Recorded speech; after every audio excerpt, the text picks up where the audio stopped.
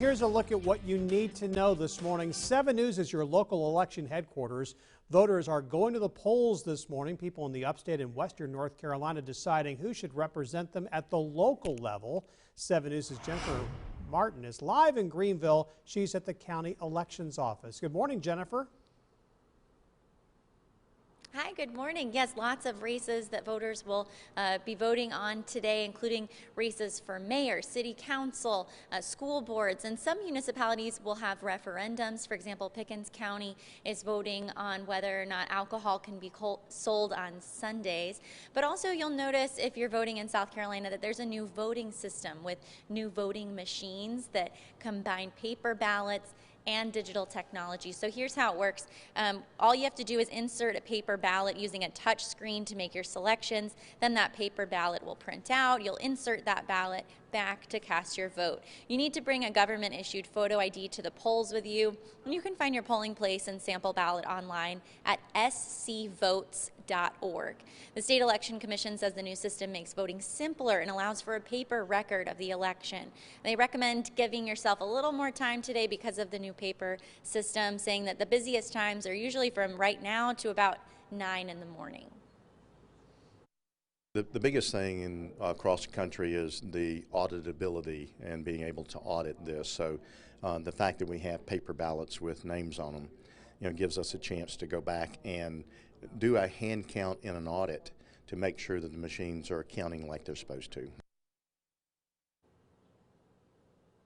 Polls are open till 7 tonight in South Carolina until 7:30 in North Carolina. We'll send it back to you. Jennifer, thank you.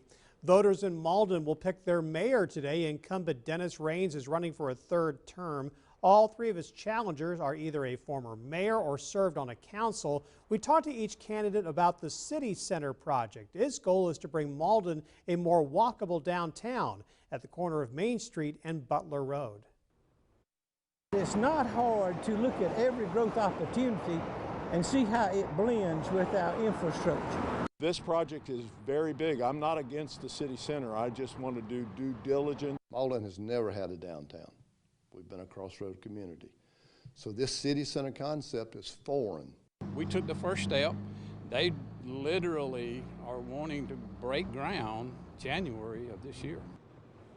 3 Malden City Council seats are also being contested today. Several other important races on ballots across our area. There are 3 City Council seats available in Greenville and Spartanburg.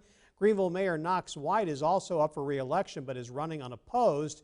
There are also contested mayoral races in cities including Simpsonville, Easley, Pickens, Fountain Inn, and Inman. There are no statewide races on today's ballot. Well, everyone is okay after an emergency landing at GSP International Airport. An American Airlines flight headed from Omaha to Charlotte had to be diverted after calling in a problem on board. The plane landed safely at GSP around 9 last night and was getting checked out by maintenance. 41 people were on board. We're told passengers were being rebooked on other flights. Well, former Greenville County Sheriff Will Lewis is now serving his prison time in North Carolina. Lewis was transferred out of the Palmetto State because of safety concerns. He was sentenced to 1 year in prison after being convicted of misconduct. South Carolina corrections officials say it's not unusual for a former law enforcement officer to be moved to another state. Several potential candidates to become the next Greenville County Sheriff are making their case already to voters. Hobart Lewis, Robert Watley, A.T. Smith, and Darius Hall have all announced plans to run on the Republican ticket in a special election early next year. Well, during a forum yesterday, each talked about their history in law enforcement and what they would do on day 1 in office.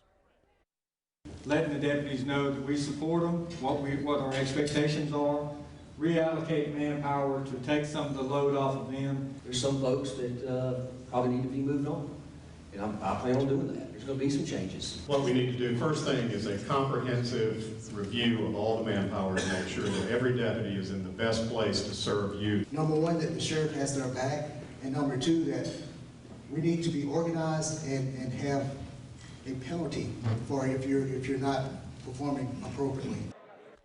We reached out to Greenville County's Democratic Party to find out about its potential candidates, but have not heard back. That special election is set for March.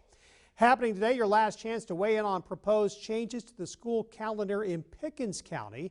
The board is considering a shorter summer break with an August 4th start date next year. Students would have longer holiday breaks and some extended weekends. That community meeting is this evening at 5:30 at the district office in Easley. The board plans to vote on the calendar on Monday. Pickens County is now the first in South Carolina to run a high-speed fiber network to every school in the district. The fiber line allows for unlimited bandwidth and connectivity across the county. That's something the school district says it's important as the focus on digital literacy continues to grow in education. I think we're leading the charge in South Carolina. Most other states have 10 gigs of internet reliably. But for South Carolina, I think it's innovative. And it's certainly for Pickens County, it's something that our students didn't have before.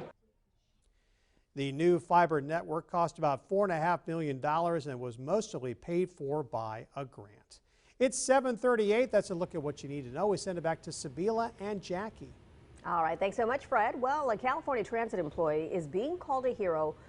He rescued a man who fell onto the tracks as that train was approaching. Take a look right here. Yeah, this is the rescue at Bay Area Rapid Transit Station in California. An unidentified man was intoxicated and fell onto the tracks.